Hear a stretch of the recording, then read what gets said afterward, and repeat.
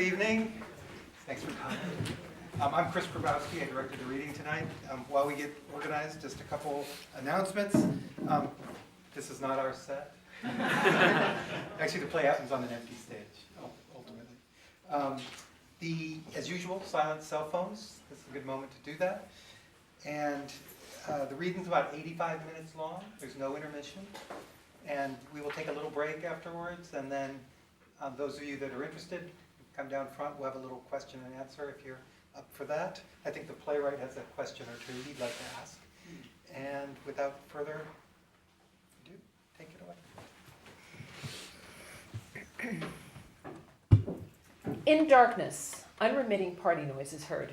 Piano music plays off stage, and on occasion peals of too loud laughter perforate the roar. The lights reveal a well-dressed couple, soon to know they're Eleanor and George. Each holding tight a champagne flute, they're pressed together by the unseen crowd. They both are of that age, their 30s, early 40s, when youth's great and glowing promises have been corroded. Stop! You're such a flirt. Not really, no. A flirt's a shallow, rank, self-serving flatterer. I simply complimented you. But with, what should I say, suggestive emphasis. More nonsense. I just spoke of what I see in front of me. You spoke quite graphically of what my dress reveals. Of course, it's why you wore it. I suppose you'd have me gawk at patterns in the Magerian carpet, or turn my ever-watchful eye to look at walls, when there you are? Oh, covered, yes, but oh yes, revealing all that law and style and stunning taste allow. You're doing it again. I haven't worn a dress like this since, well, I can't remember. And I believe you're blushing. No, I do not blush. I heard somewhere that blushing only shows on skin that is exposed. For instance, if you blush when you're buck naked, so much blood would be called forth to reach each lovely inch of your amazing flesh, you might just have a heart attack. You must stop saying things like that. The reason being... You'll be overheard and thought to be, well, hitting on me. Oh, I accept the guilt, objecting only to the verb. To hit on? Such a metaphor suggests a silent violence, when what I'm doing, with the help of thrilling syntax more appropriate to you, is using a technique, a skill, an art that used to be imperative to anyone who's civilized, called charm. Doesn't possibly include the grunting, bludgeoning, I'm hitting on you. That's a belching, troglodyte's inept and drooling mouthwad. What a furious denunciation. Fury is required in these days of instant, concupiscent climax, where the barest glance fulfills all need of foreplay, and a kiss is only killing time before a hurried coitus. I still try to... That's enough. I must get back. To what? Or whom? We're here amidst this getting nicely looped, quite noisy drawing room, with all these 100 roused escapees from who knows what grim, entitled lives, oblivious to the conflagrations of the world. We gossip with our glib and waggish wit about our nation's failing progress, stuck in the paralysis of petty politics, our culture fidgeting with each new vile vulgarity, our sad societal sclerosis slowing us in preparation for our amber preservation with the insects. Our amber preservation. Do you disagree? I wouldn't dare, but don't you need a soapbox or a pulpit just so everyone can hear your homily? No need, with you the only congregation that I want. Forgive me, I forgot your name. We hadn't gone that far. Oh, well, perhaps this is the perfect time to say how nice it was to meet you and be gone. Oh, perhaps it's not. My name is George.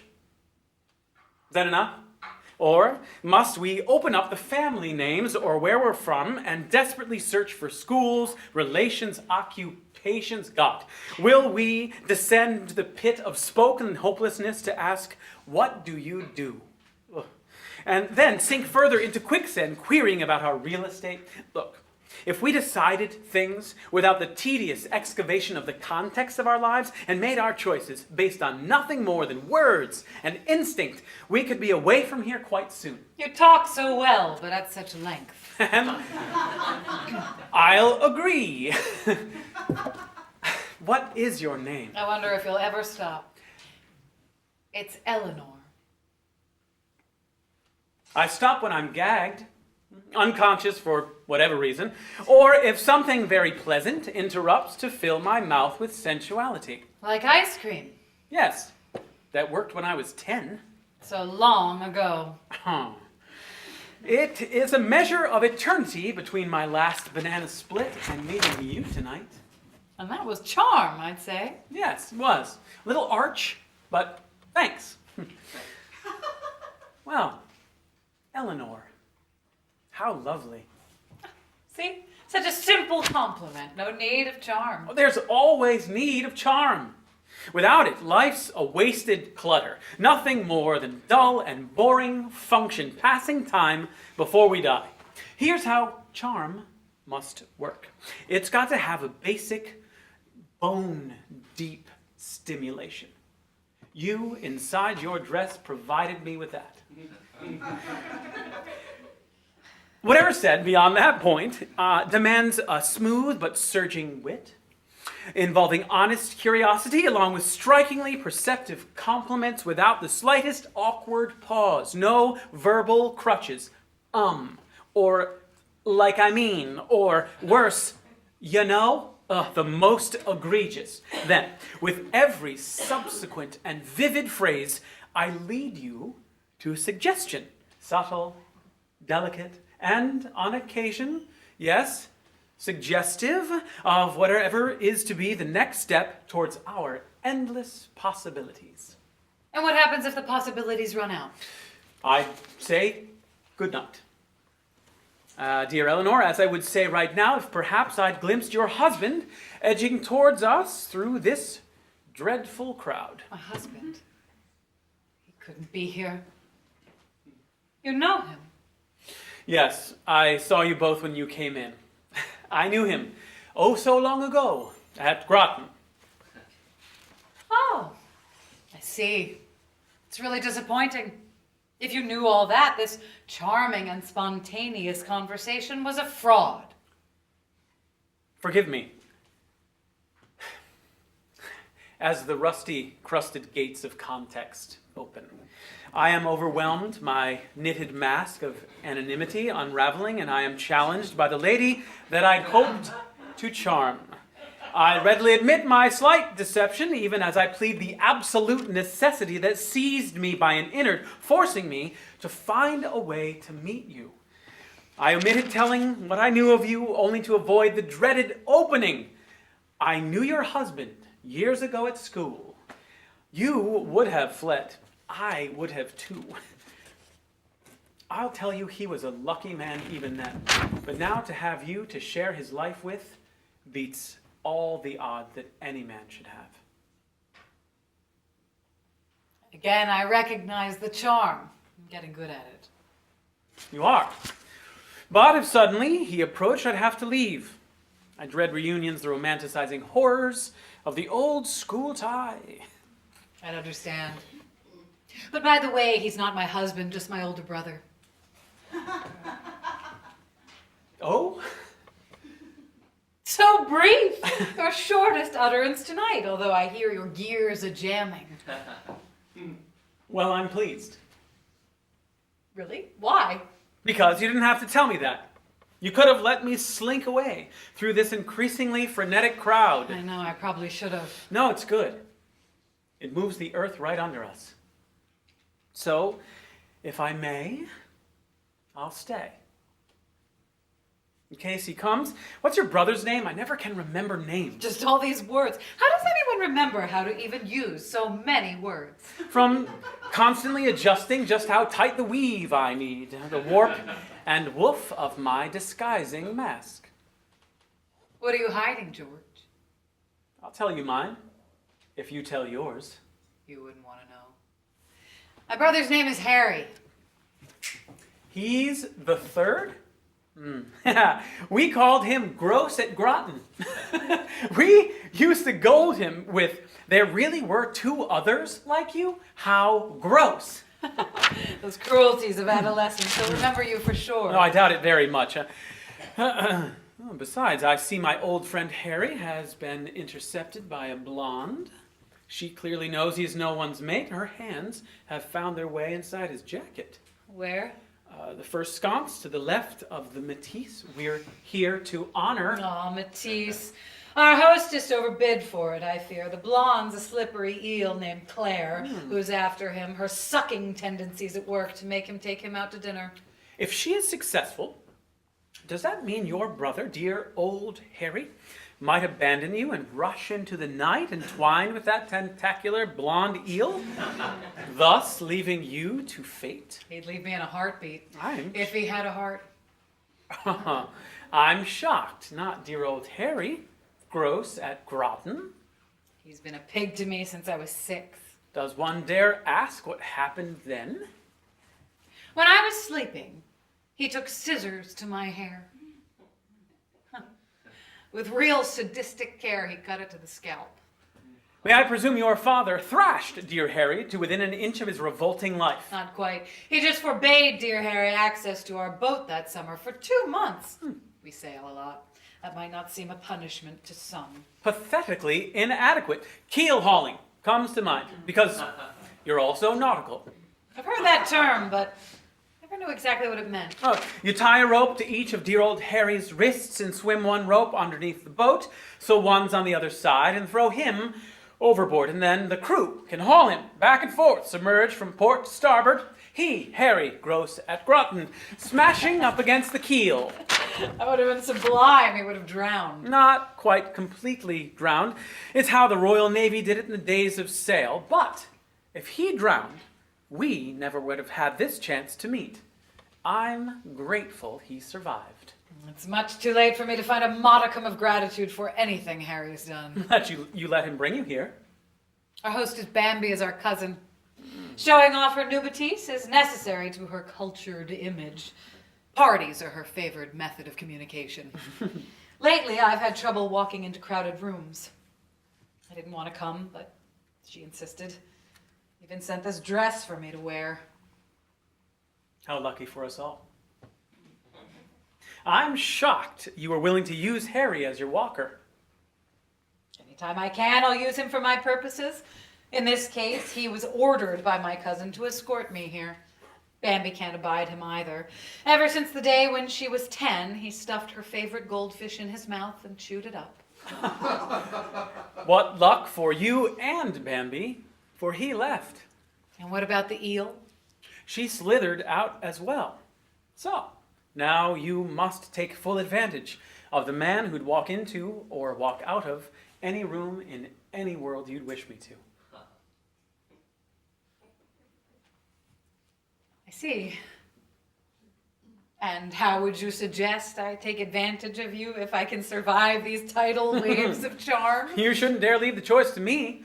Little villa on the Med comes instantly to mind.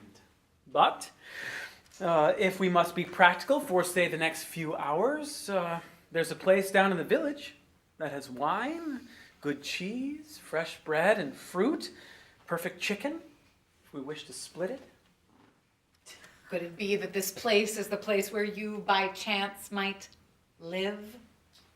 And wouldn't such an obvious proposition of a luscious split be just a bit too much a violation, even crude? Your jump to that conclusion shows a fructified imagination.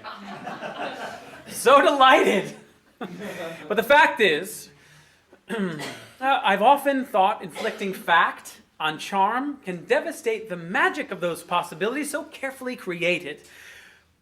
With all these words. Dear Eleanor, if used correctly, words will serve as the great creative force, the greatest joy, the greatest weapon that we have in life. As well as a disguise, a mask to hide behind. You know my secret. For the record, I live in the environs of the Upper West Side fairway, and by chance, therefore, I do have wine, some cheese, fresh bread, and just a little flawless fruit. A perfect chicken if we wish to split it. Ribs. Oh, how foul. No, ribs. You don't like ribs? They certainly lack charm. You don't know ribs. I'll introduce you. Not tonight. The village, then, for fowl? I wish I could. I really do. There isn't an excuse I can't eviscerate. I have no doubt. I'm not sure that you'd want to. Even so, before you tell me why we can't go on enjoying us tonight, let's drink to why we must. We can't, George. Just for dinner. Trust me. I don't do that anymore. You don't know what you're missing. Stop this, please. Don't give up. Nope. And surely not with you. You should. And now. Because I'm getting a divorce. A very bitter one. I'm being watched. Just recognized my watcher for the night. My lawyers would object if he was able to report that I enjoyed a private dinner. Intimate is what he'd say. It will be that, I can assure you. Is he here right now? He is indeed. Just to the left of poor Matisse, who gets the blame for everything tonight. The man is bald and wearing pinstripes with a fuchsia checkered tie and trying not to look at me. I see him. Ghastly tie, but nicely tailored suit. It's good enough to get him past the building's doorman. I could make a scene, but then there'd be a bigger one. His firm is costing Nick a fortune. Nick must have one then. He has, obscenely large. I see. He didn't go to Groton? Homeschooled. On a pig farm. Evangelical East Texas. Oh! Once again, your only monosyllable, the prejudices clicking into place about our nation's godly heartland. He attended Yale, then Harvard Business School. He runs a hedge fund, very large and fiercely predatory. You're a woman with a past. Yes, I'm that. Too much, in fact, I have to do away with it again. I can't help being curious how Nick fit in with Harry and your seemingly illustrious blue-blooded family. Not so illustrious these days.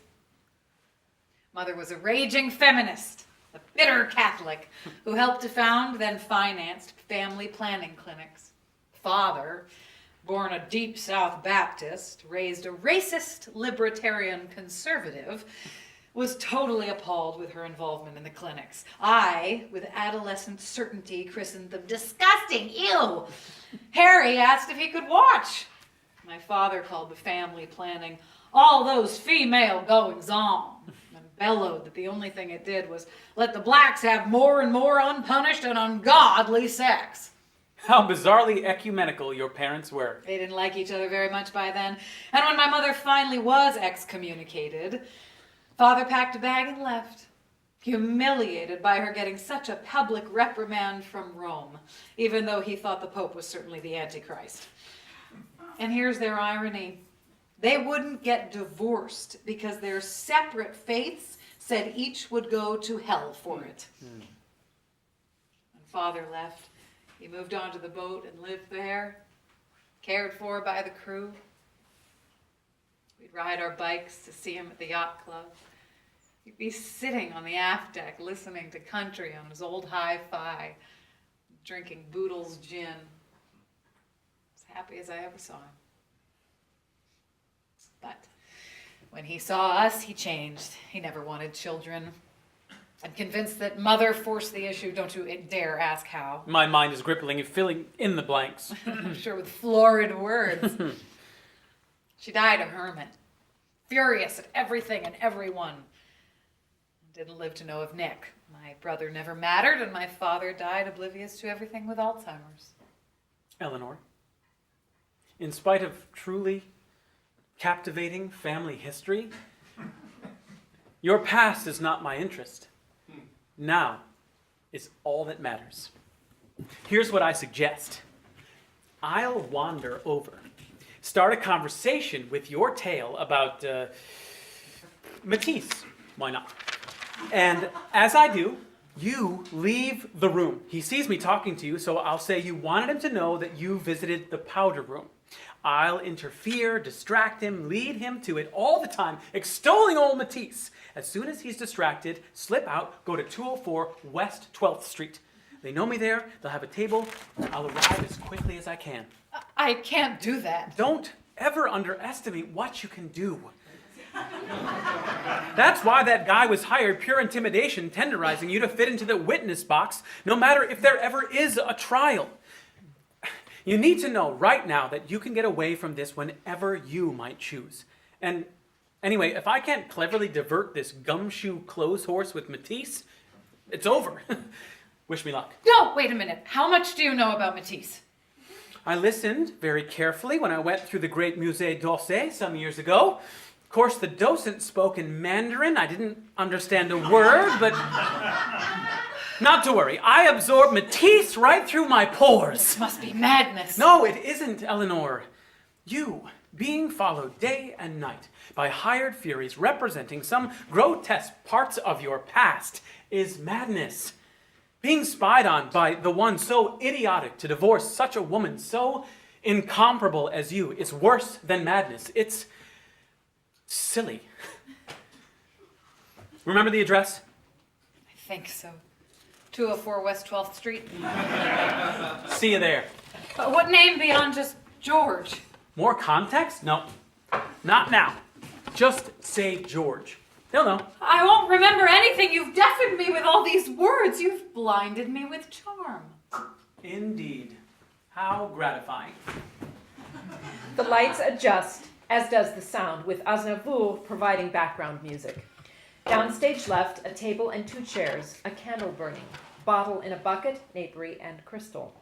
One flute, nearly full when Eleanor sits down, is not for long. She sips, then fiddles, then she goes ahead and quaffs, as George at last comes in and sits. He pours champagne into his flute. May I presume the champagne has done its mysteries? I didn't order it. They brought the bottle without warning. See? They took one look at you and brought the best. What happened back at... Thinking little of Matisse, he let me follow almost to the powder room, the place he thought you'd gone. I left them there to wait for you, attempting to become invisible. A neat trick for a man of his size in a fuchsia checkered tie. You're certain that you lost him? To be sure of it, my first cab dropped me at the Nomad, waiting there. I saw that no one followed me. I went out through the kitchen. So, we're free of him. Let's drink to his health. I'm very, very grateful. Thank you. Please, no gratitude. I did it for my own quite selfish reasons. And I hope with little expectation. I can't offer you a thing, no matter what attractions charm provides. I had to learn a fundamental paradigm. As each split second comes, expect and be surprised by nothing. With that principle as guide, the present is the place to be, with no anticipation of the future, which, as I've been told, comes anyway. How strange. While you're rejecting any concept of a future, it seems I'm trying to eliminate my past again. We have a lot to talk about. I ordered you the trout as I came in. But not a little chicken we could split? No, they were out. Just trout. And one last order of the ribs. How foul. No, ribs. I drink to you, dear lovely Eleanor, your courage for coming here instead of running home, so you could fill so utterly my present. Thank you, George, but as I must remind myself, I don't know who you are. Compared to what you've told me of some others you know, that might not be so bad. I also don't know what I'm doing here. Oh, yes, I think you do. All right, I do. It's not what you might think. Please know, it is impossible for me to be surprised. Oh, really? Let's just see. One night, About a month ago, my drunken husband slugged me. When I could, and after he'd passed out, I left our place.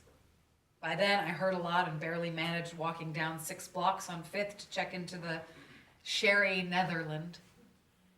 Been there ever since. As quickly as I could, I sued him for divorce, and then, almost the hardest thing of all, resigned from running a small project I've supported all these years. Couldn't concentrate, I couldn't really function. Then, I missed my period. I tested and found out that I was pregnant. All that and more, alone in the hotel, not daring to go out, not even reading, trying not to think, and for the first time watching soaps. I won't admit surprise. But surely I'm intrigued. I bet you are. So I must ask, lovely Eleanor, you came to meet me here because, although I have a certain confidence in charm's effect, I can't believe you were drawn into my web by that. It's simple. I need advice. I think I'm desperate. And you impressed me, not with all the words, the charm, though I appreciated those, don't get me wrong. You think so fast. You seem to know your way around, and even though I don't know you at all, I have to think you know exactly where you are in life. Let's just say at the moment. What made you decide to leave your hotel room tonight? My cousin Bambi was insistent, knowing I was going nuts.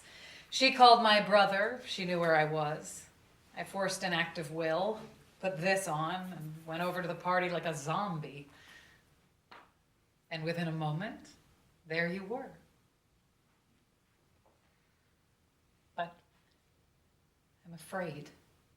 Yes, it's fear that I don't understand just who I am.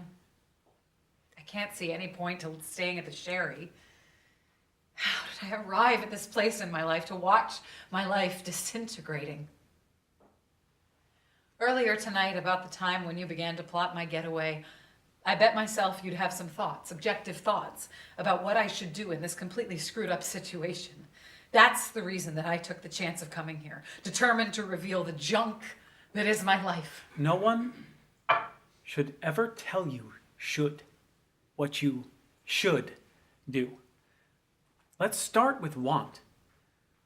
What do you want above all else?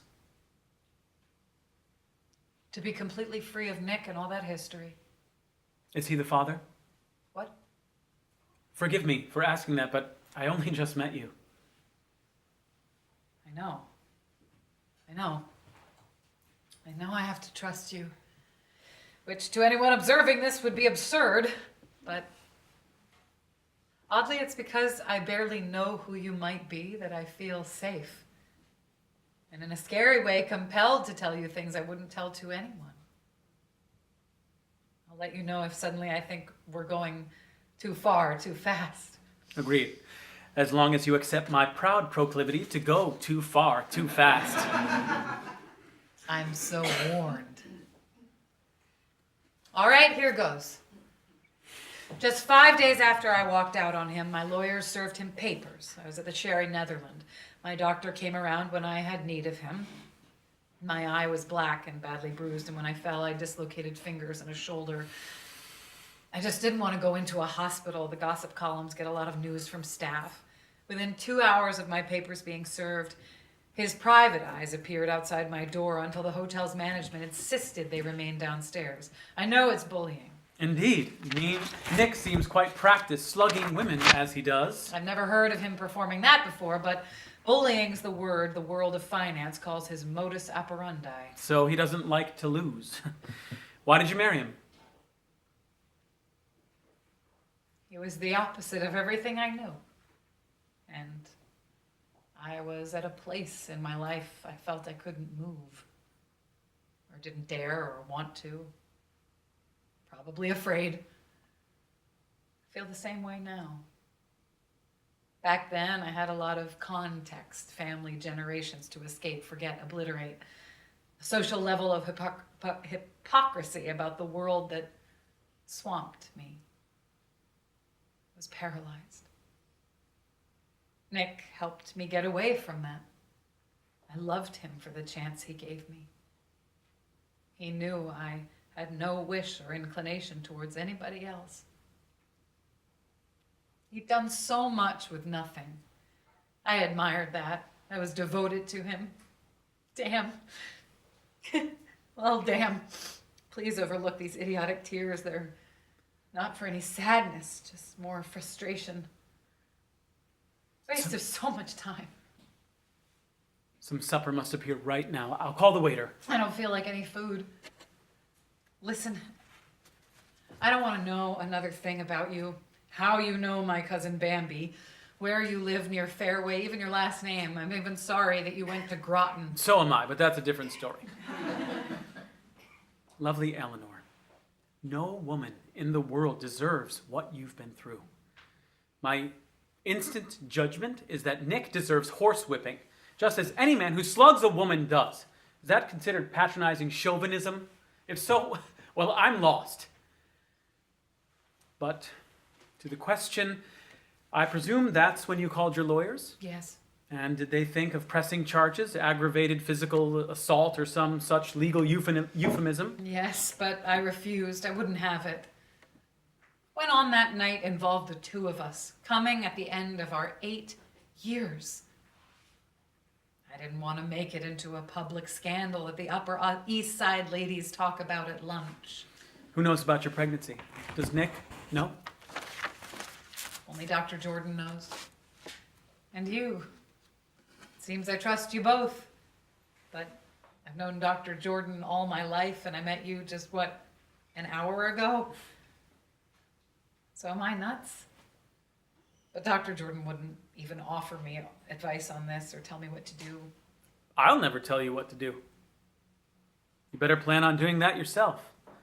But only after being done with me and having all the benefits we might develop in this eerie and enthralling grand alliance. In anticipation of a better word. Alliance. Doesn't an alliance have a common purpose? Yours is hardly mine. We'll have to see. I'll hope for common ground, if nothing more than us against the world. And all I agree to is, if you choose, you'll never have to walk into a room alone again if I'm among the living. You said that once before about your going into rooms with me. Yes. I'm gratified you remembered. So why did he slug you? Well, he'd had a lot to drink. He then demanded sex. I turned him down. You stated clearly no. I did. When he insisted, I resisted. Then you made the first defiant move.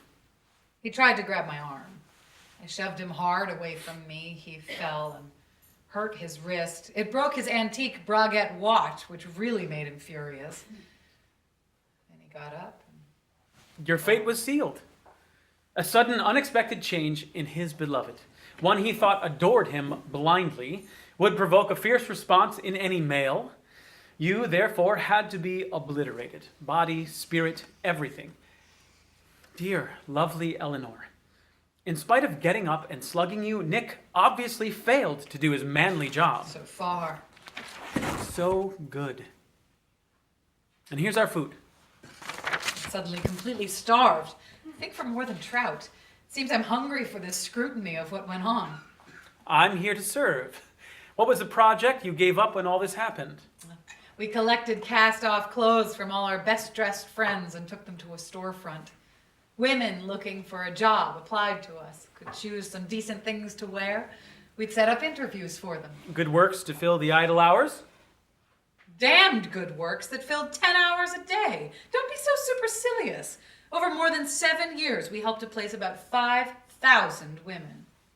I deserve the word. I beg your pardon. Don't you want to know why I refused him sex? Oh, sure, you'll tell me when it's opportune. I'm not in any hurry here. We have until tomorrow morning. What'll happen then? You'll call your lawyers, telling them of what we talked about tonight. What will I say? You'll say exactly what you want to say and not what they would have you say. You promised that by morning. Sure. Your willingness to tell all gives us a running start. Let's get the money on and off the table. How much are your lawyers asking for? This makes me ill. This price tag on our marriage. Yes, he slugged me and it hurt a lot.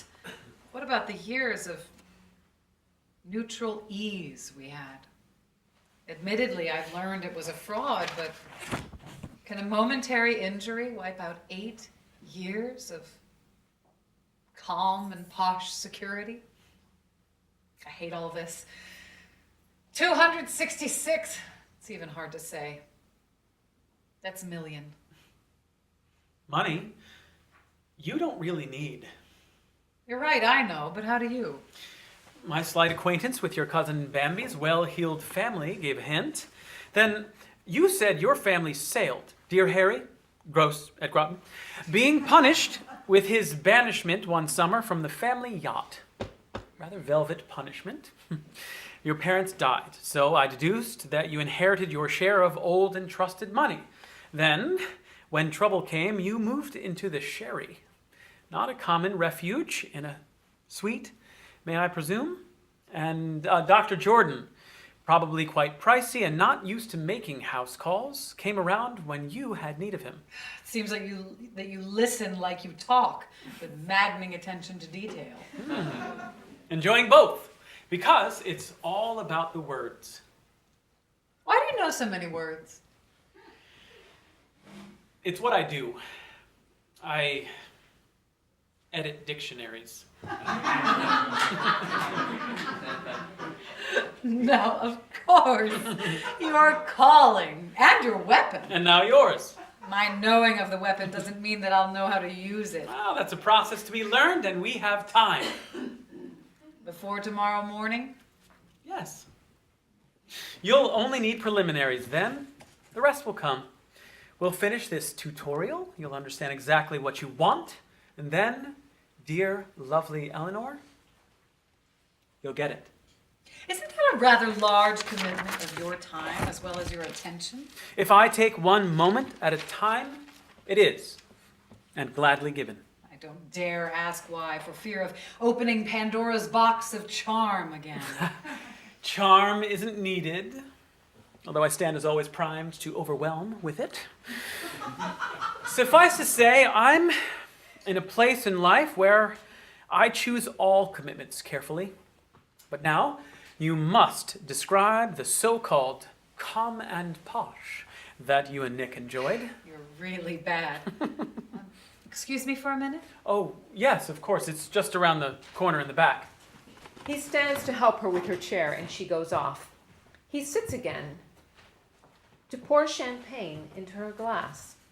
He looks around to see if he's unobserved. He pours what's in his flute into the bucket, leaving very little, and with purpose, drinks a glass of water.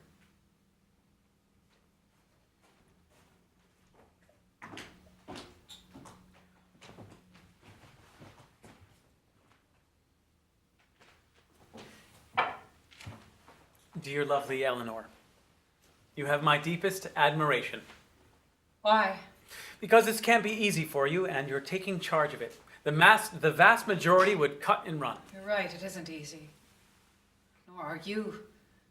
Just in that little time away I had, I grew quite panicked. Why am I so sure that you can help me? Why am I insane enough to tell you everything about my marriage? I don't know who you might be or what you're doing here, why you're so interested, what you're hiding with your mask of words you're promising to solve my... Eleanor, you haven't told me anything about your marriage, only of its violent end. I've already helped you, haven't I? At least, you thanked me for it. It was your choice that you preferred as much of anonymity from me as you could get. But if you've changed your mind, the thread that knots my mask of words is in your fingers. Simply pull, and it will start unraveling. Do I dare? Your choice. About the mystery of where you find yourself, I made it clear I don't do that. You'll do that by yourself. But you could tell me anything. I'd probably believe you. I'd suggest you do, for it'd be the truth. So why were you at Bambi's party? I received an invitation. You could be another of Nick's private eyes in concert with the fuchsia checkered tie.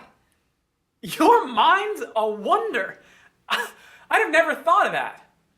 But if I were another of Nick's hirelings, could I have recognized dear Harry, gross at Groton? Maybe not, but there are things that you should tell me. Should.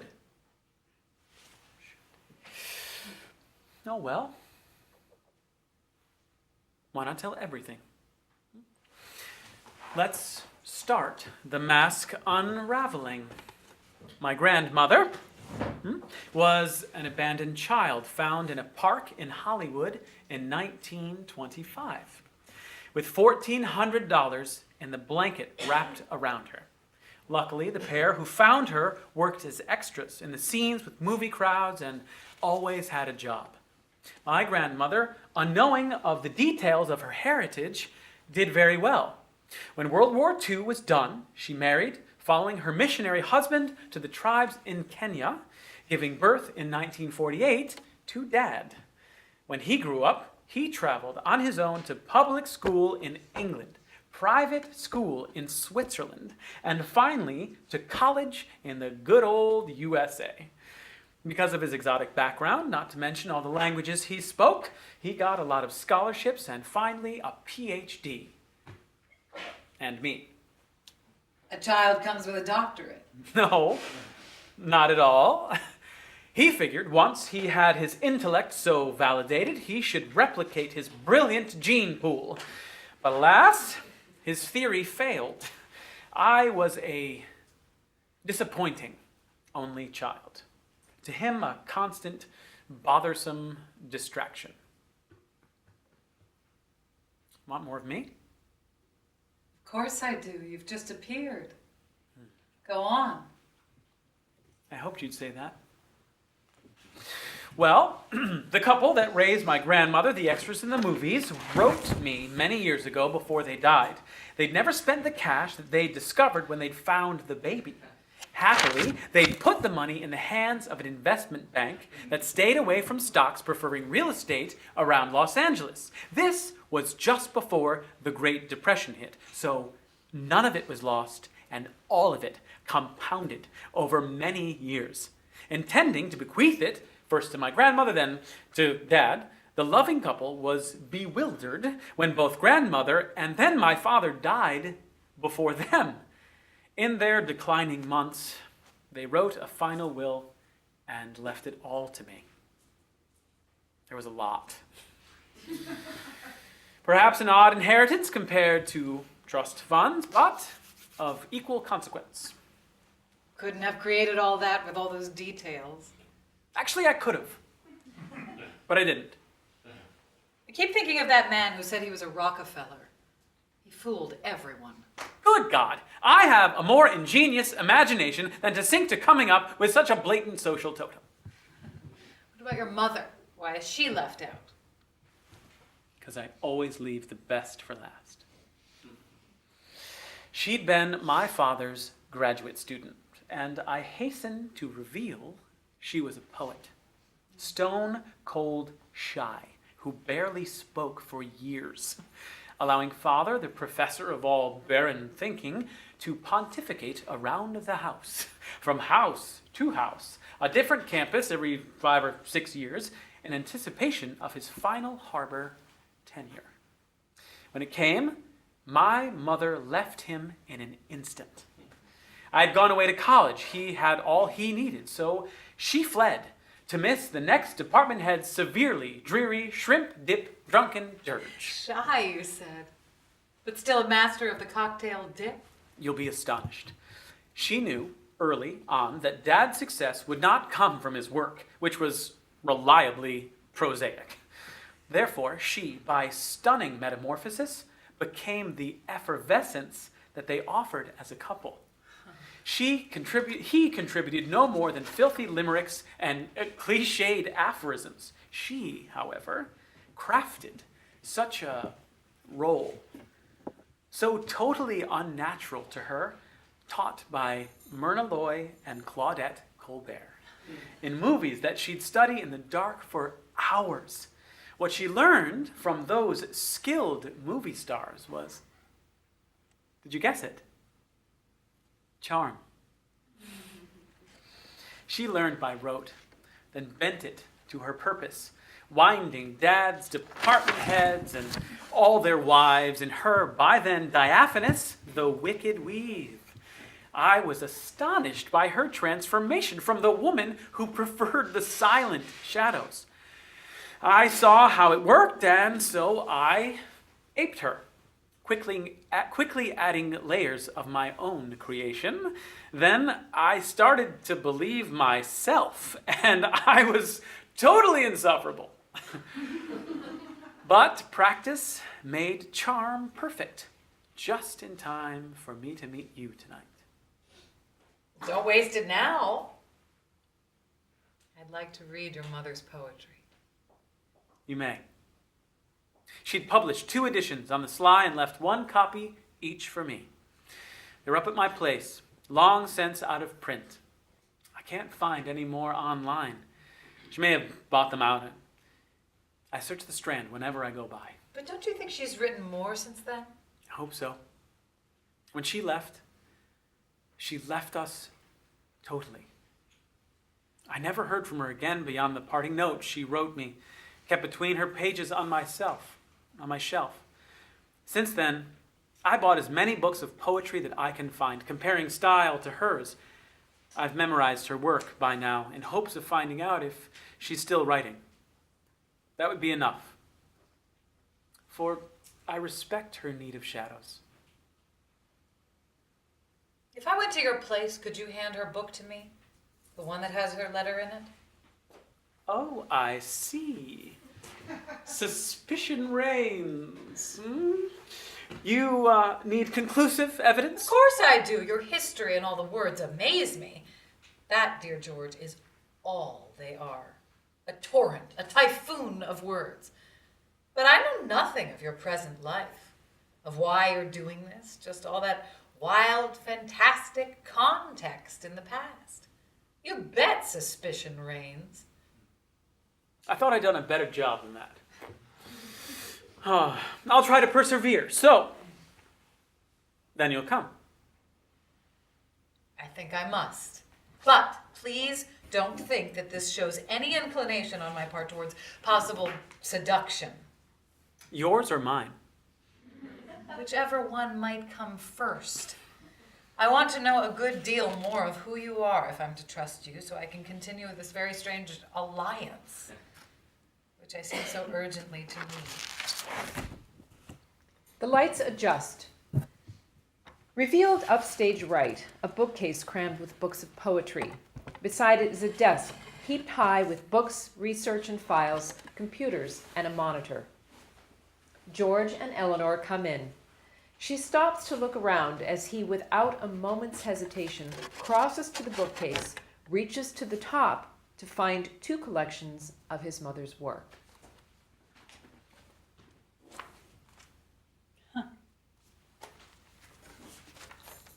All right. At least this proves the story of your mother. No, it really doesn't. You must read it. I don't need to. That was never my intention.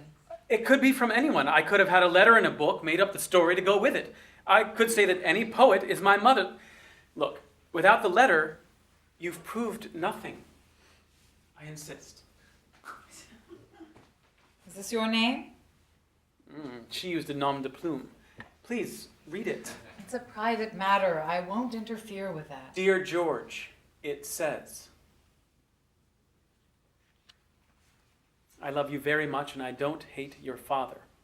Rather, I must hate myself, for it is I who brought this on, as I allowed this life, his life, to smother mine. My personality prevented me from fighting for my place. Now he is settled. You are doing very well at college. I am deeply proud of you. and I am assured of your success in life. I leave to find my own and end the farce I've been performing. I don't ask forgiveness, only understanding. So I literally beg, don't try to find me. If I find myself, perhaps I'll let myself see you again. She is magnificent. She is indeed. She didn't sign it. No. I'd rather know about your life than talk of mine. There'll be time if fate is kind for both. Won't you sit down?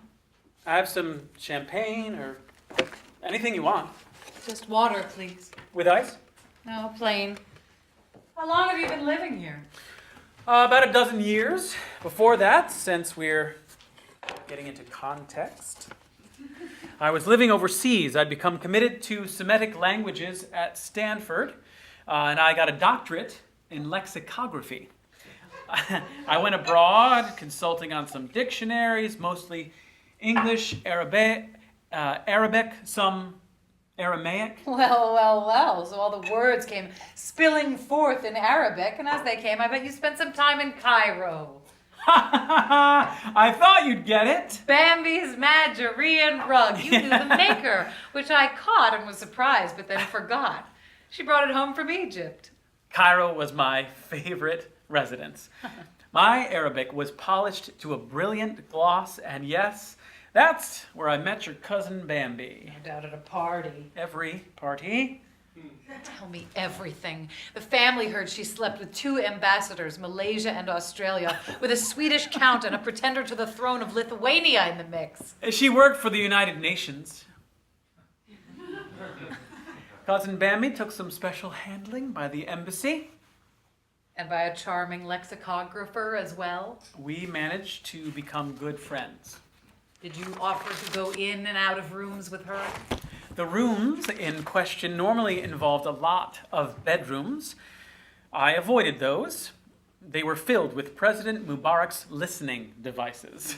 Hence, poor Bambi's quick expulsion from the country. Lovely Eleanor, I've made that offer only once. I hope that you'll believe me. I'll believe you till I'm in a room and you're not there. But here and now, I have to be a little circumspect. Please tell me what I'm going to say tomorrow to my lawyers. No, it doesn't work like that. You have to figure that out by yourself.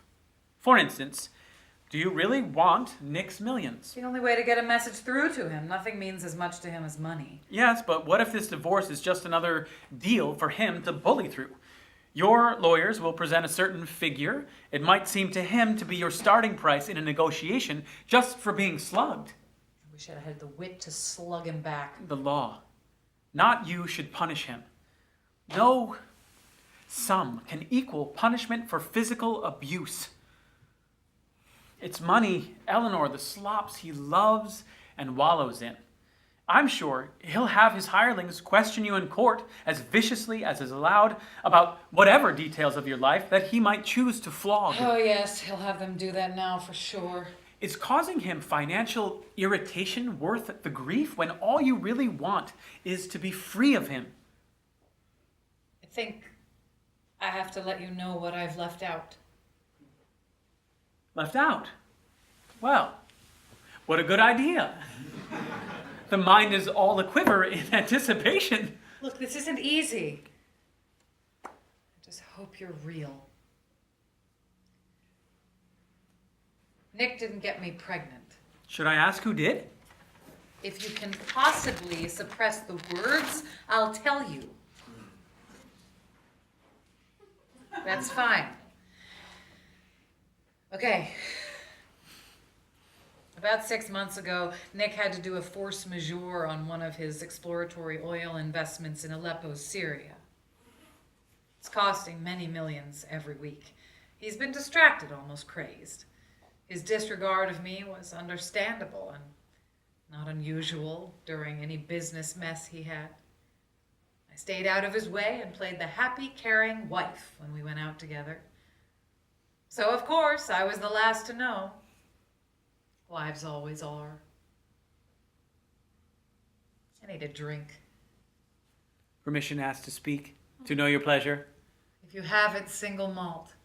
I do. No ice, a little water. Then the note arrived, anonymous and signed, a friend, informing me he'd kept a woman in a condo at the plaza for a half a dozen years. Assignations in the afternoon, it read. So I went down there, stalked and hid around the fountain out in front, and finally saw him going in. In another hour, saw them coming out. They strolled, her arm in his, so intimate, so jubilant. It then occurred to me that they'd been doing this for just about as long as we'd been married. So I followed them, apparently in need of torture. They went into a bistro. I fled over to that mausoleum bar at the Four Seasons Hotel, drank my 4 martinis in its honor, singing winter, spring, summer, or fall. Then picked up an unsuspecting cipher. Pleasant, seemed agreeable. Checked in and went to bed with him upstairs. I took a high floor suite. It had a lovely view of Central Park, especially from the loo, which I discovered in the morning, throwing up alone. Never knew his name. Can't remember anything about him, even what he looked like. Somehow I remembered to go get a morning after pill. They work on 95% of pregnancies. I'm one of the unlucky 5, which I discovered when I missed my period. Poor Dr. Jordan, not to be too clinical, arranged a DNC. The only time I left the sherry, which made my going back there to recover so much worse. So, What? what do I tell my lawyers in the morning now that you know everything? I don't. But what you said to me is clear. You want your freedom. That means a divorce, no money, no delay, no court, as quickly as their firm can do it. That won't work. Dear Nick will need to win. He'll take a draw. Apparently, the world is whispering about his sordid plaza love nest. He knows all about your 4 martinied solace.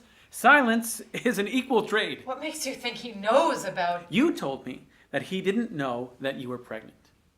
If not that, I wonder why he slugged you. May I take a shot? You told him that you knew about his mistress. Yes, I did, but that is not the reason that he hit me. Finish.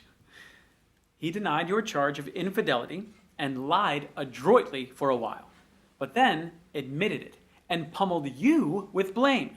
Your lack of understanding, withered passion, absence at your storefront, all of the low punches men are prone to use. When finally you'd had enough of that, you smacked him back with your 4 seasons fling. It was enough for Nick, completely unprepared to be a cuckold, to establish once again his carnal territory and his dominance with sex. But you refused him. So, with nothing left but deepest manly instinct, he hauled off and slugged you. You're a witch. Oh, please, just a humble sorcerer is all. Fling was crazed and truly stupid. I'm still horrified I did that. I've turned out to be a fool. I'm sure you think so. You'd be very wrong. I'd say it was traumatic shock. They say that alcohol and sex are well-known antidotes to psychic pain. The side effects are often difficult, especially the tendency for needless self-recrimination. Eleanor, my purpose here is not to criticize or judge, but simply to construe. The past is done. I'm not so sure of that, but feel free to construe. All right? Hear this.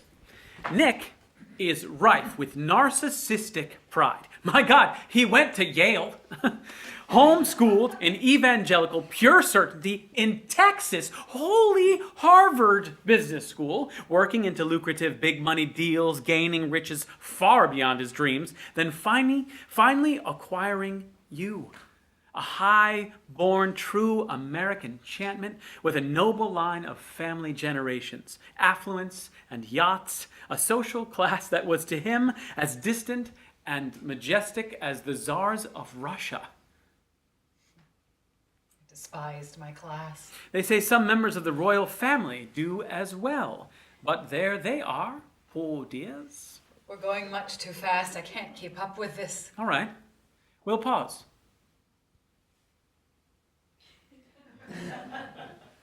If we stop now, I have a sense I'll never dare to take this crazy chance to find out what I'm doing with myself. So we'll go on, but please bear with me. Earlier that night, before he hit me, we'd been at the Fashion Institute's big benefit. I thought that I'd sufficiently suppressed his infidelity and my own, enough to play my role of happy wife, still panicked, having no idea what else to do. The chairman of the board stood up and made a grand announcement. Nick had pledged $10 million. Everyone went crazy for him. He seemed happy, all the models and the culture cruisers, social suckers, making all that fawning fuss. He laughed and kissed and hugged them all. His oil in Syria forgotten. Then we left. Started in the car, he started getting mean. I'm not surprised. He found himself submerged in all that striving, with the social fashionista cruising through the halls in rapture with themselves, and he was lionized by all for his $10 million. Liquor let him laugh through hugs and kisses, so I'm sure he drank a lot. But once, alone with you, to him, so genuine and emblematic of it all. That's overdone analysis. He just was drunk. He was, indeed. You added all your accusations of his sleazy plaza tryst, then loaded on your Lou with such a view extravagance, and wham. He hit me just to shut me up. I'd like to do the same to you. No need. Instead, let's think ahead to your ignoring Nick. It might just shatter him. And how do you know that? He's tougher than you think. Oh, I'm sure he's tough. The male American's most cherished trait. But on the other hand, Nick's narcissism could well be deliberately rotted from within by your extremely public disregard when he is totally disdained by the patrician wife he slugged who walks away while asking him for nothing. I won't play the class card. Eleanor, that's blissfully politically correct, so play the female card instead. You know, the one about a man attacking without warning, smashing his wife's face just hard enough to do the damage you've so recently described? More whiskey? No, I'm learning how to hate you. It's been done. I wonder why. I simply can't imagine. Probably because you think you're so insufferably right. Or just because you really don't know what you're blathering on about, only how to say it so... Oh, what's the word? Imposingly? Why not? You can be sure I know how often I've been wrong. But not with you tonight. Now, about the whiskey, are you sure? I'd like some more. It's very good. It's Talisker. It's a great and glorious dew created by the Scottish fairies on the Isle of Skye.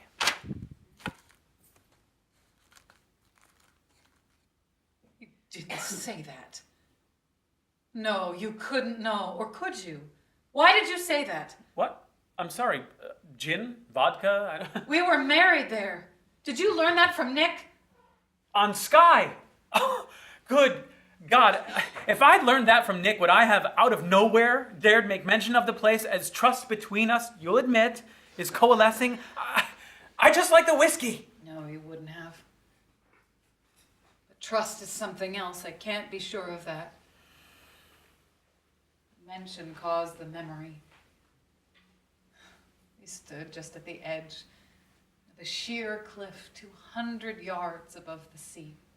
A nearby lighthouse beam came sweeping through, the foghorn groaning on as mist came in and swirled around us as the piper played. My love is like a red Red rose.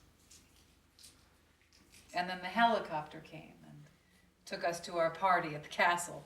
Damn. Could have done without that memory tonight. I have some grappa from Corfu. I really can't keep up with this. I need some time. Oh, God, some time. That ever-disappearing element. Is grappa what you drink with ribs? I use it as a dipping sauce. No, you don't. Yeah. Good Lord. Then single malt will have to do, and memory will have to wait its turn. I'll join you. Usually I have a little ice. The ice cubes melt. But slowly, to a perfect blend of temperature and time. Eleanor, I am very good at waiting. If it's for the perfect blend. There's no such thing. I disagree. I'm sure you do. Now look, George, we can't fool around with this. It's not the time. How do you know? Because I couldn't deal with any more emotional confusion. Don't distract me. Tell me what the hell I'm to tell my lawyers in the morning. No. For God's sake! I know. I have to figure that out for myself. You do, so you'll get used to doing it. You're hateful. I've told everything. It's time you take a turn. I have a sense you'll know it all before the night is done. But first we'll work. Let's practice for the lawyers when you call them in the morning. Take your cell phone out. Use it as a prop. Please. That's too ridiculous. I want to sound spontaneous. Just try it, Eleanor. You'll be surprised. Well, hell. It's no more foolish than whatever else I'm doing here. But can I walk around and drink my malt? Why not? I'd have to call his secretary. She knows who I am. Good gracious. Could she tell you who you are and save us all this trouble? Don't get smart. Go on. She's put you through. He's on the line. Hello. Good morning, Mr. Cooper. No, change that. What's his first name? Leland, I can't call him that. Why not? He was my father's lawyer. I've known him since I was just a little girl. Aha, you hear yourself? That's what you are to him. Don't use his name. Just yours. Good morning, sir. It's Eleanor Duryea. Your married name? Uh-huh. You want your own back, won't you? I hadn't thought of that, but yes. Go on. I'm calling you because I've come to a decision. I want nothing more from Nick than...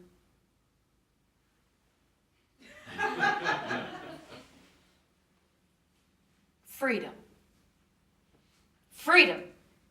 Therefore, please make every effort to facilitate, that's the kind of word he uses, And turn the old Croc's weapons back on him?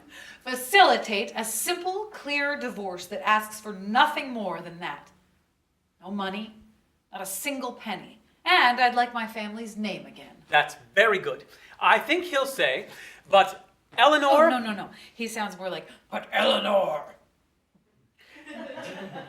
But Eleanor, your case is strong. Why would you choose to give up what you clearly ought to have? I have no need of money, sir. You know that, Mr. Coop. Forgive me, but I think it's time I call you Leland in response to your routinely calling me sweet little Eleanor. He does? Yeah, at every opportunity. Dear lovely Eleanor is so much nicer. Leland, if I sue for that grotesque amount, it's nothing more than handing Nick a bill for hitting me. And when he pays, I'm sure the vaunted law, the avaricious press, and you'll all accept it as completely hunky-dory. Mother used to say that to him all the time. He'll recognize the term. But Leland, I will not permit what seems to me to be another violent assault, a public one in court. My only purpose now is to forget I was Nick Duryea's wife and find out who I am again, avoiding all the legal clutter that I can. I must say I'm enjoying this a lot. You may not know it, but you have an innate talent. Thanks. You'll say it's been suppressed. Of course, it may be part of who you are. You're finally fighting through the layers of your coats of lacquer life. Excuse me? How do you know? Did Bambi tell you? Or did Nick?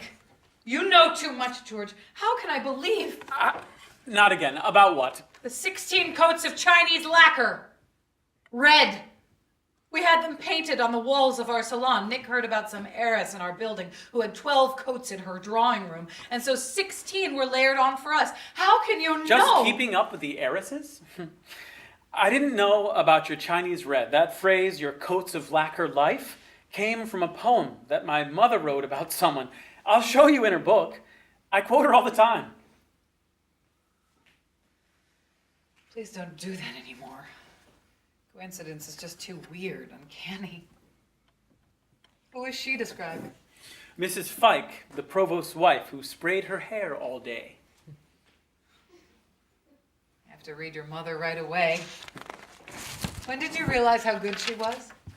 First time I read her books. They defined her to me, let me in on who she is. My worry now, if there's no more of her to find, is never knowing just how much I've missed. I bet there's more. I'll read her books, and if I have the chance, I'll help you look for more. And maybe she'll come back. I don't make plans for that. You'll like her work a lot. I'm sure I'll love it. I'll find more of you in there, I bet. A silence, during which a pause is taken for temptation, then resistance, finally Eleanor's negotiation. Could we please agree to thwart any physical exchange tonight? To thwart. You mean I'll have to overwhelm primordial urges? Please, no games with words. I'm trying to stay focused. You must help me do that rather than distracting me with... What? You know full well. I do. And your acknowledgement of comparable cravings and my splendid strength of character will get us innocently through the night. So, leaping back on message, have you thought of what you'll say when Leland asks, "Why have you changed your thinking so completely, sweet little Eleanor? Is someone else advising you?" Please note the little quiver in his voice of hurt. If I can have a breakfast dose of Talisker somewhere in reach, I'll say, the thinking you refer to, Leland, wasn't ever mine, but yours. You told me what to think. I went along with it, as I was fairly blasted at the time. But you directed what I wanted. Now, whatever I've begun to think, however I have changed, and even if somebody else is now advising me, I see these things as progress. Mine. And with respect, they're not your business, Leland. The divorce that I've described is now your only purpose in this case.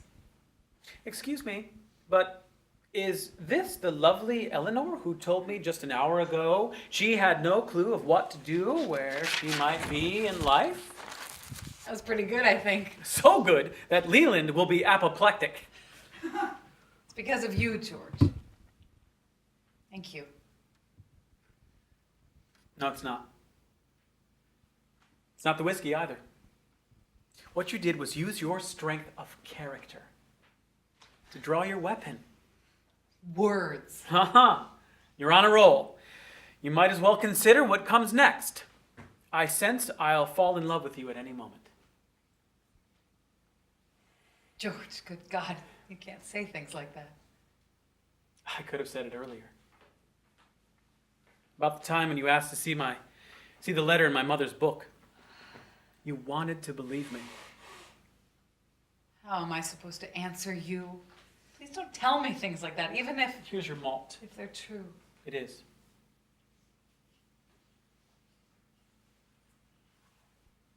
I really mustn't kiss you now. And that means you're so inclined. It does. Then I'm content. You are? Be careful. Yes, you're right. So I'll go over here. And you stay where you are. Been a faithful partner until recently. I don't know how to act with all this sudden agitation ricocheting back and forth. I'm not supposed to be this huge distraction. Call me Mr. Catalyst, a stimulus for change rather than distraction. I will surely serve as motivation. Yes, you might. happening too fast now. Going much too far. I can't let you distract me with... Well, what is it anyway? Alliance?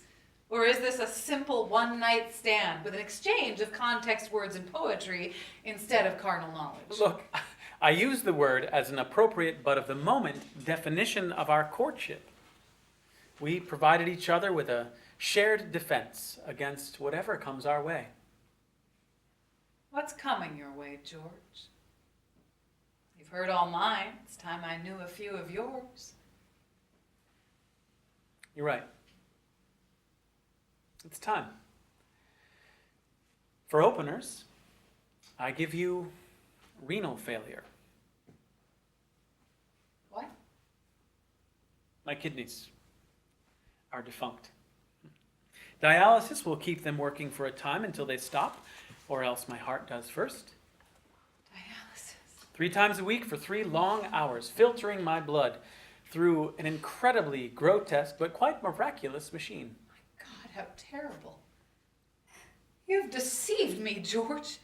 Just like you did with Harry. You can't go this far into a night like this, whatever we have going on, without a single word about... If we discussed my kidneys over trout, would you have come up here? George, it's awful. Not the best, but like every tragedy, it could be worse. Were you a drinker? No, that's normally the liver. Possibly it comes down to genetics, but there's nothing definite. You don't look to be so... ill. I'm in a routine. I exercise religiously, the only faith that I allow myself. I eat with care and drink in moderation.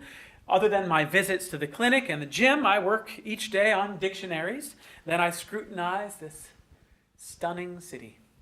And through its friends, through my friends, its varied social scene. I don't care about your entertainment. What about a transplant? Well, I'm registered in all the states that I can reach in time if I'm selected in a lottery to get a kidney that abruptly is available.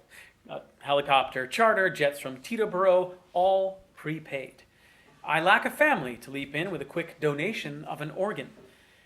All those perfectly fresh kidneys and cadavers being cremated or thrown into a hole exasperate the tens of thousands of us who must wait. A donor's match can take a decade, if at all. I will not fall in love with you because you're going to die. Good God. What more must I do? Don't make jokes. Should you be drinking? My nephrologist is French. He thinks red wine cures everything. And single malt? Champagne? It gives dialysis a purpose. Sipping is the most I do.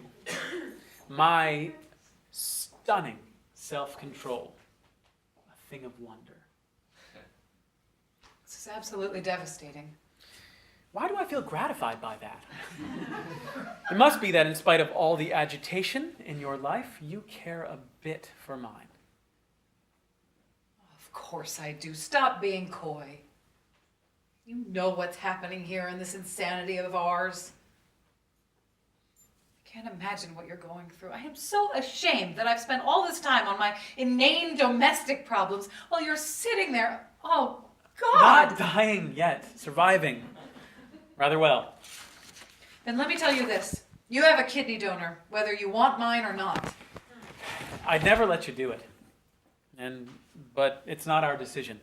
It's the antigens and antibodies in our blood types that computers have to match. For offering, I'm yours. However much of me you want. To hell with everything. Please kiss me.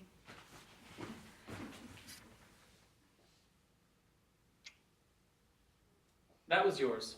This one's mine.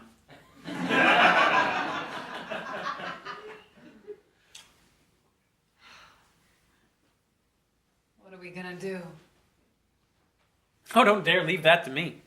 I don't mean now. I mean about your... All that matters is the present. I'm prepared for anything that comes. Oh, yes, I've been told. Comes anyway. When you said that before, I thought it was simplistic, but I didn't say so. Oh, I wonder why. Good manners, I suppose. But Now, I'll tell you that you're wrong. I think I am too. No matter what we're going through and what you're dealing with makes anything that I have on my plate look utterly anemic. George, we're two blessed beings with such incredible advantages, providing us with possibilities beyond most human hope. And yet we're wasting it.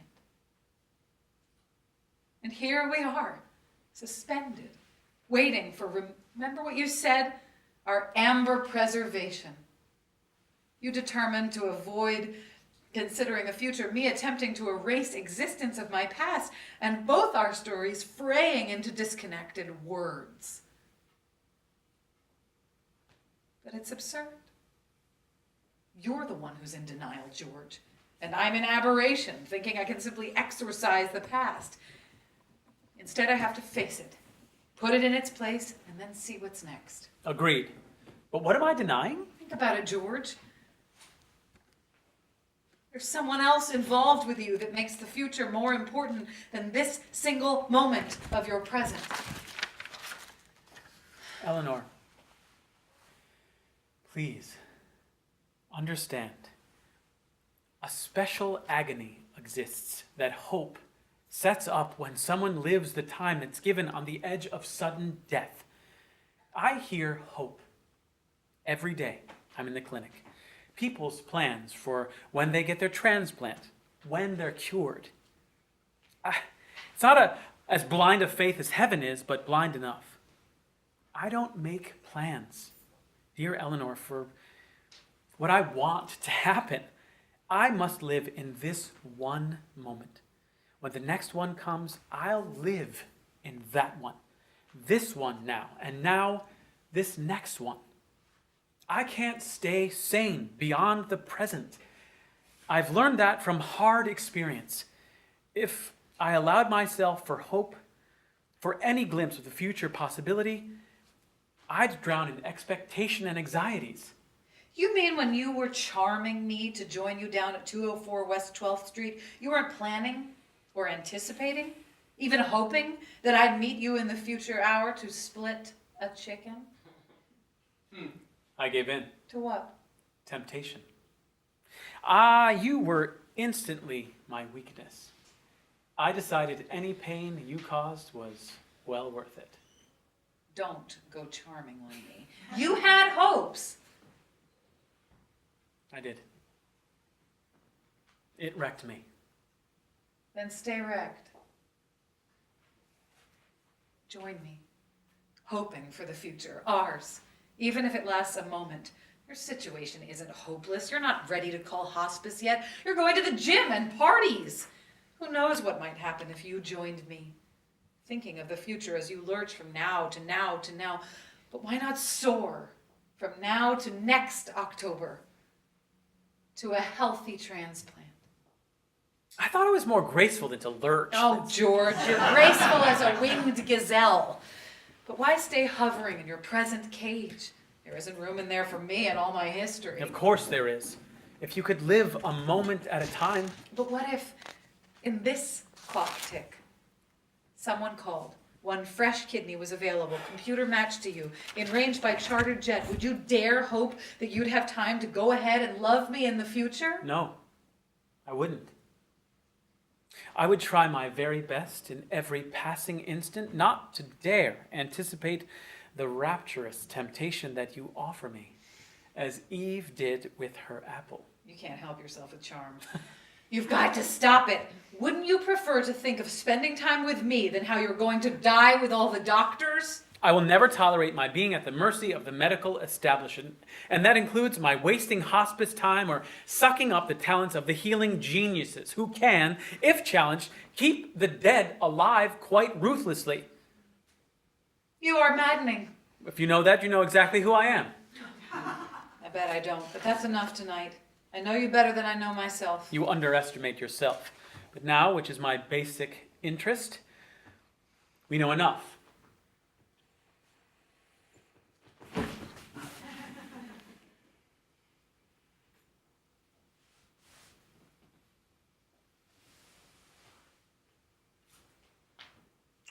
I want to stay tonight.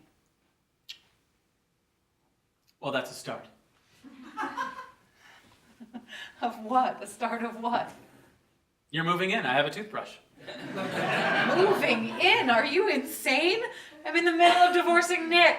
Tomorrow morning, I can see you calling your attorneys, drinking coffee doused with Talisker, and standing there, awash in sunbeams glowing in the nude. Who's letting fantasy take over now? The sherry's costing you a fortune. Having room service is fine, but having me is better. They can pack your stuff and store it. Careful. Sounds as if the future is involved. Simply an idea of the moment. If I stay tonight, will you please tell me in the moment if you have a sudden, attack? I'll tell you anything germane. Like major pain or something failing. Less than that, I simply don't complain. Complaining doesn't do much good and is a waste of words. The basic crime, the crucial sin. Let's go to bed and waste no more of them. Oh, yes, we must. Oh, yes, we must. With urgency, they help each other shed their clothes as they go off. Adroitly, he leaves his coat and shoes and pants on stage. The night turns into day with early sunshine blazing. Then, when they return, she wears a silk kimono, he a robe, and both have coffee mugs. No, George, I will not call Leland in the nude. Why not? A little while ago, you did the most amazing things while in the nude beneath the shower. Oh, now you're blushing. No, if I was nude, I'd Have a heart attack. Just keep that sheer kimono on. You do amazing things for it. I wonder who you bought it for. Can't imagine why. I told you that I can't be surprised. It's a Boy Scout thing for who could tell when someone might come up and have a need of one. Like you, for instance. Be that as it may, it's time for me to dress. It is? It is. I guess your dressing indicates an inclination to be gone. You thought I'd never leave? In some exciting way, that concept was becoming more insistent. We could send for anything you needed, buy the rest online in order to avoid the chance of seeing anyone in stores we know. For food, we'd order in from Fairway, great Chinese, and Thai, and ribs. Rattma dipping sauce. Oh, that's not foul. It's just disgusting. You have so much to learn. We'll stream in movies, download books, the electronic New York Times. I must go. I have a lot to do, you might remember. Yes, I do. And I might have some more suggestions. What if you decided... Entering, she wears his clothes, his jeans, a sweater, cap, and even tennis shoes. They're all too big, but won't be noticed on a crowded New York sidewalk. This must be a fashion statement. Are you sure it's you? Dear George, I do remember who it was you met last night, but thanks to you, I know exactly who I am this morning. Then it's symbolic. More of a very heavy metaphor that says I couldn't bear to put on what I wore before you started peeling off the layers from my body. Not to even mention all the levels of my soul. Already I've decided what to do with all the closets full of stuff I have. My costumes from that other life. I'll send them all up to my shop.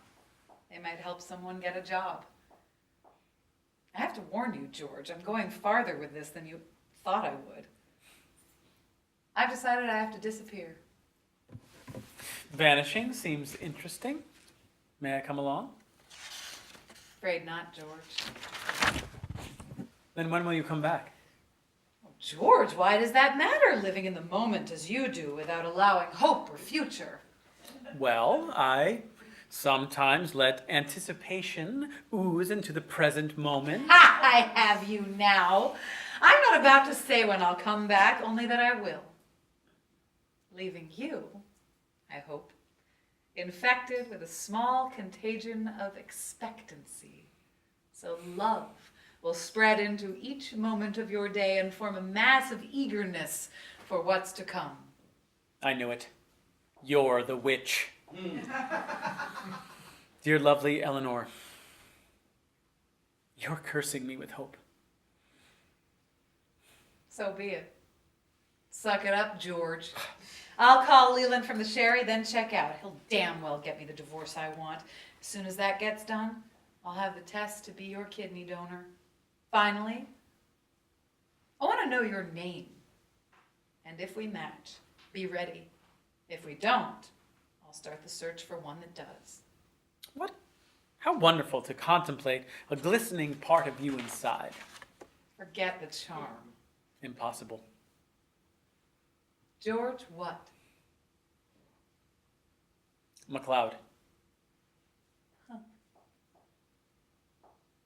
Goodbye, my darling George MacLeod. Oh, thank you for my life, both past, perspective, and this present joy. And don't you dare even think about dying. Now the future's ours, and we will share it. I don't like this, Eleanor. I don't know what to say. Can you believe? Words fail me.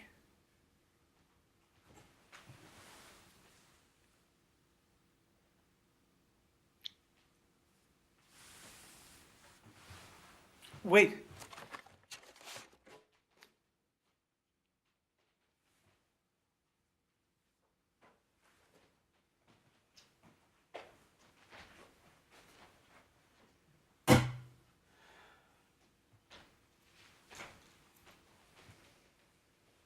End of play.